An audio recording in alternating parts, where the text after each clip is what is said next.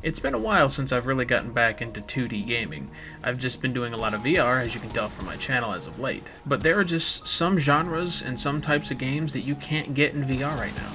Games like Remnant from the Ashes. What's got you playing this over something like No Man's Sky VR, you might ask?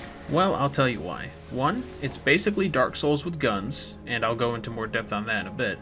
Two, it's fully featured, over 100 different types of enemies, over 20 bosses. It's a fully featured game without microtransactions, no early access junk, it's all there from the get-go. And three, it has some pretty insane replayability with all of its dungeons being randomly generated, on top of us getting an adventure mode soon, which will give us even more ways to play with the randomized dungeons. And then there's future content beyond that, more bosses, more weapons, more runes for your stuff, and of course, plenty of secrets. Now, I'm not being paid to make this video, I just really like the game, and it has a very promising future with a potentially huge player base. And if you've been following my YouTube channel for any number of years, you'll know that I have enjoyed games like Dark Souls, Dark Souls 2, 3, Bloodborne. Some of my most popular videos are from those games, and that's kind of why I tried this one on a whim.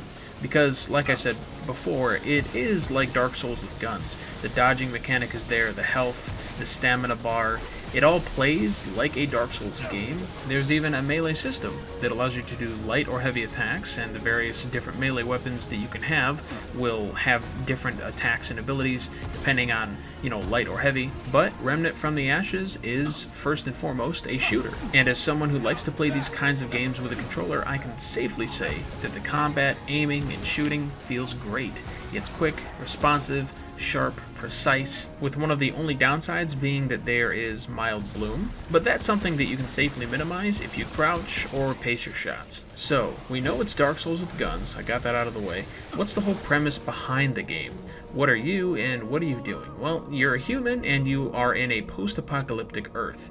The Earth is overrun with this enemy called Root, and they are basically a bunch of wooden evil monsters that have infected the world and just killed a lot of people, and I think even assimilated some, but don't quote me because I'm not 100% on the lore. That said, the way the story progresses, without spoilers, is very fascinating. It goes beyond Earth into something a lot deeper, and has the kind of scope that, from my perspective, rivals that of the Dark Souls series. Currently, there are 4 hub worlds, and by hub worlds I mean a big non-randomized zone that leads into the randomized dungeons, which will then lead you back out into the overworld again so that you can continue to do the story beats, the quests, open up shortcuts, and so on and so forth, and then that will lead you into the next big zone, the next big overworld, with its own set of randomized dungeons that again will lead you to more quests and secrets and all kinds of things. You have a hub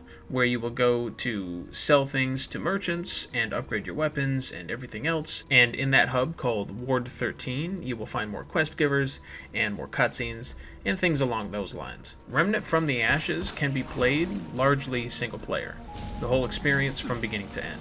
However, it is co-op, and it kind of has this drop-in, drop-out co-op system where you can either just immediately jump into a friend's game or into a random person's game and get a bunch of supplies and loot, and anything that you get from their game you get to take with your character to your own game. However, the progress from their campaign will carry over to yours. So if you want to progress, you can just set your game to public and let people come and go as they please, up to 3 people in total. Regardless of the 3 difficulties that you're on, Remnant's difficulty will scale up the more people you have in your game, but that is offset by the potential to find higher quality crafting materials and the more rare boss mats. Now currently, as of this making, right before the launch of the game, there is a big downside to co-op in that there is no voice chat and there is no text chat. There's no emote system or ping system or anything, so it's kind of just work together as best as you can with this other person who is invading the same space that you are in. There's no friend system either, so you can't really look at the people that you've partied up with and be like, hey, I'm gonna add you on Steam and then we can talk on Discord or something. No, there's pretty zill. It's pretty pretty nada right now, and that's kind of a big no-no in my opinion.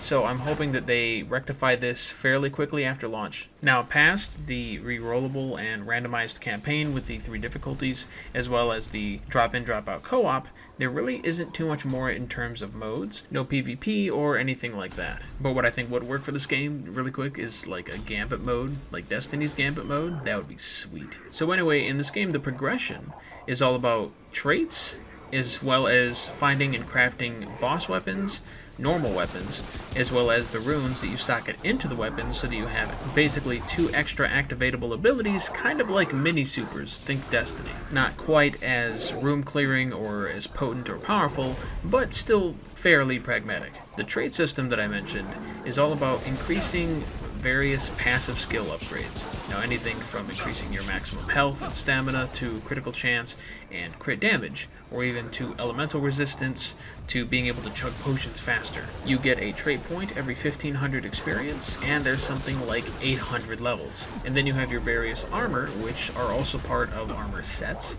For example, the one that I'm wearing now gives me an extra 25% damage after I've killed something for 5 seconds. You can mix and match these at whim to create some interesting builds alongside the boss weapons, boss mods, and various traits that you have at your disposal. It's quite possible to make a very melee-centered tank build, or even like a support healing build. So you have your build and everything else. Now, what are you going to be fighting with that build? Well, a lot of ads. There are a lot of minions in this game that will bum rush you from every corner of the room. And it can be a little tough and a little overwhelming at times, especially when it's just you. But with enough perseverance and a good aim, you can get through it. The boss fights are similar in some ways. A lot of them have ads, mainly for ammo generation, because yes, you can run out of ammo without the right consumables. But they are there to help pad the experience just a little bit.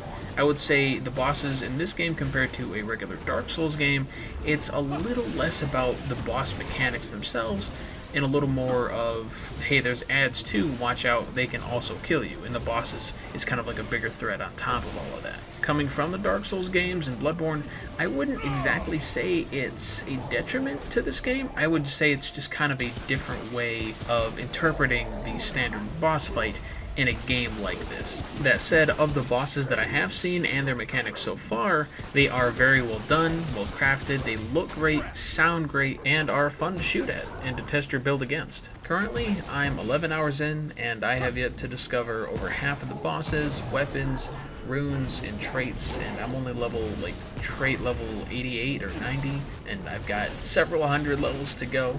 So there's quite a bit of meat to this game, day one. And the developers have gone on record to say that regardless of the reception, which is going to be great by the way, they are going to continue to make content for this game and free updates and probably even paid DLC and new biomes and new modes and hopefully PvP if they can do it right. I wouldn't want a PvP mode that ruins the game, that would suck. But all in all, in this short review of mine for this game, it's refreshing to see something released into the industry that is fully featured without microtransactions, bypassing the early access stage, and just being a good playing solid game in its own right. It's games like Remnant that make me proud to be a gamer. And I really hope I'm not overselling this, because yeah, it has its share of flaws and things that need to be added to the game right away, but the foundation is stellar and the potential is limitless.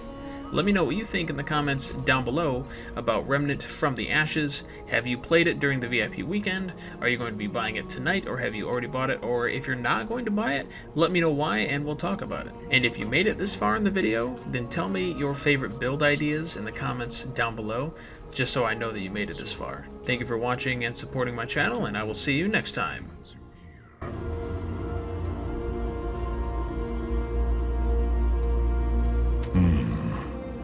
I have heard of that one, though he never sought an audience with me.